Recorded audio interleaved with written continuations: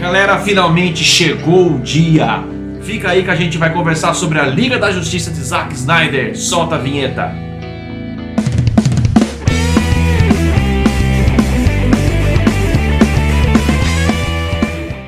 A expectativa tá muito grande para esse filme. Como é bom ter uma fã, né? Não aguenta ficar quieto na hora do show, quer cantar aquela música conhecida junto. É assim. E aí, galera, Spótico na área. Os sinos estão tocando. O aviso foi dado entre as estrelas. Deus está morto.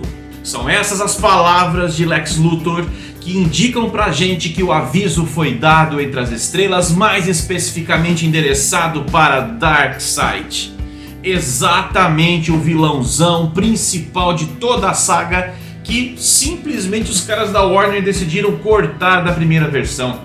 É impressionante o dom que esses caras tiveram para fazer um filme tão incompleto assim, ao ponto de uma aclamação pública motivada até pelos próprios atores tomarem conta do planeta, de modo que os caras da Warner perceberam o seguinte: a gente deixou de ganhar dinheiro, vamos lançar a versão do Zack Snyder. Rapidamente, se você não sabe, o Zack Snyder era o diretor escalado, era dele a Liga da Justiça, e problemas pessoais aí, uma tragédia familiar, fez com que Zack Snyder se afastasse do projeto. Os caras da Warner trouxeram o Joss Whedon para concluir o projeto e era só botar, ponto final. Os caras conseguiram fazer o filme de novo, inteiro. Mudaram muita coisa, cara.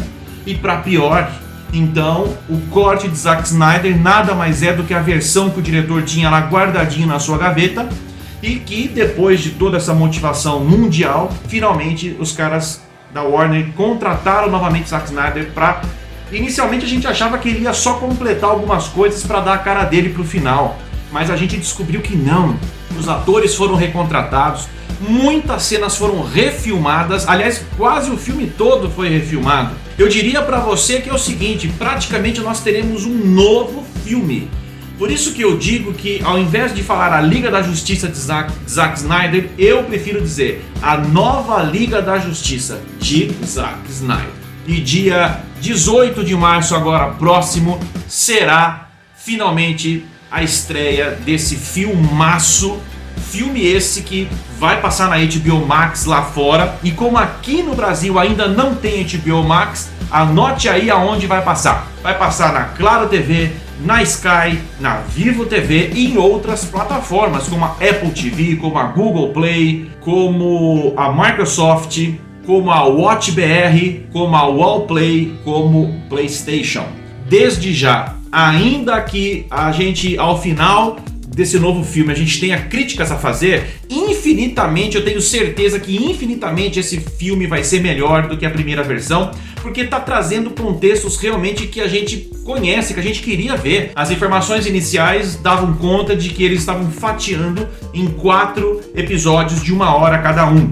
E que depois disso os caras soltariam uma versão unificada para quem quisesse assistir de uma vez só às 4 horas. Os trailers já mostraram pra gente muita coisa que a gente não viu no primeiro filme. A gente viu, por exemplo, o Coringa. O Coringa aparecendo naquela visão catastrófica futurista do Batman, aonde naquela realidade temporal o Superman se torna um vassalo de Darkseid e das forças de Apocalipse. E o Coringa acaba se aliando ao Batman nessa versão. Por que essa aliança? Porque o Coringa é bonzinho, se tornou bonzinho? Por que ele vai se relacionar com o seu arqui-inimigo Batman? Muito possivelmente porque dentro dessa nova ordem estabelecida pelo deus de Apocalipse, Darkseid, que busca constantemente a equação antivida para que todo arbítrio fosse removido dos humanos, para que o único arbítrio que fosse o imposto e o aceitável fosse o seu próprio arbítrio. As pessoas seriam escravas da sua vontade. Essa é a ordem de Apocalipse, essa é a ordem de Darkseid. E me diz uma coisa, desde quando Coringa se submeteu a algum tipo de ordem? O lema do Coringa é não há ordem, ou a ordem que vale é a ordem do caos. Mas nesse cenário futurista caótico por conta da ordem de Darkseid, a gente tem outros elementos.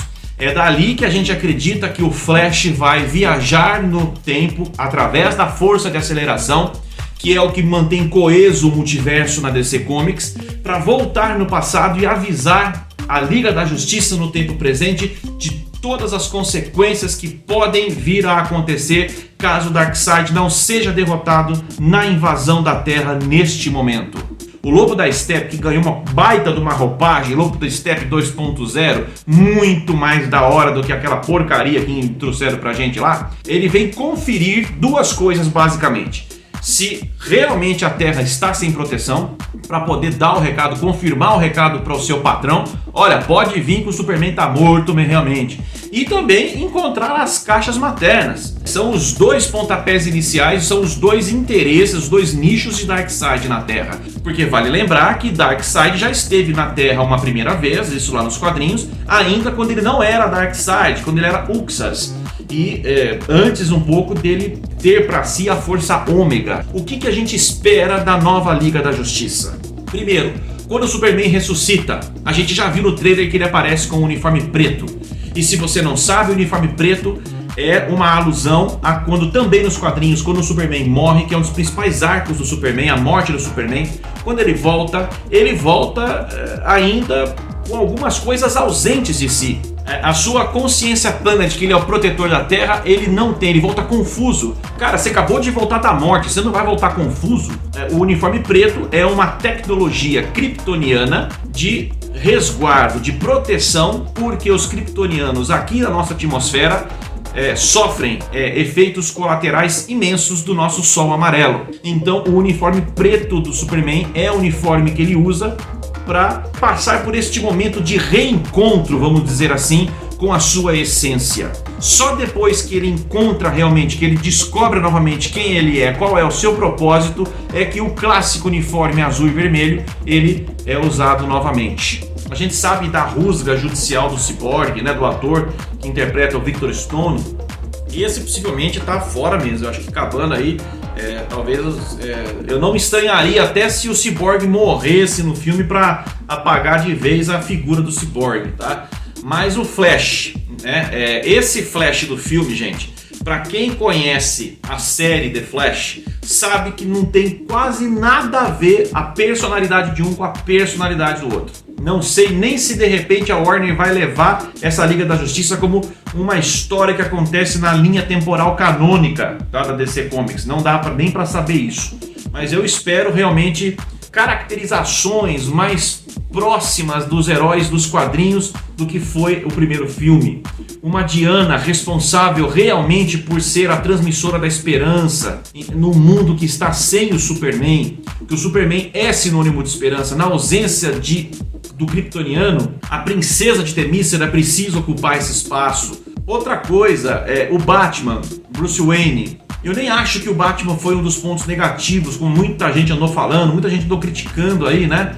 O Batman, esse Batman do Ben Affleck, eu realmente não vejo assim como sendo um problema esse Batman do Ben Affleck. Até achei que foi legal, quando a gente criticou, mas eu achei que foi bacana. O Superman, quando ele voltar a ser o protetor da Terra, quando ele novamente voltar a ser Clark Kent, nós vamos continuar vendo um Superman Dark ou nós vamos voltar a ver o Superman essência que a gente conhece, que sim, é muito duro com os seus inimigos, mas que matar não está no seu dicionário. Então nós precisamos ver se esse Clark Kent é amistoso, tímido, e esse Superman que mais sorri do que fica com a cara carrancuda, porque esse Superman do Henry Cavill no primeiro filme foi um Superman muito carrancudo, e isso não condiz muito com o perfil, o caráter, né, do Superman nos quadrinhos. Então estou muito ansioso para ver essas modificações, e principalmente uma coisa que a gente não viu no primeiro filme e estamos loucos para ver agora,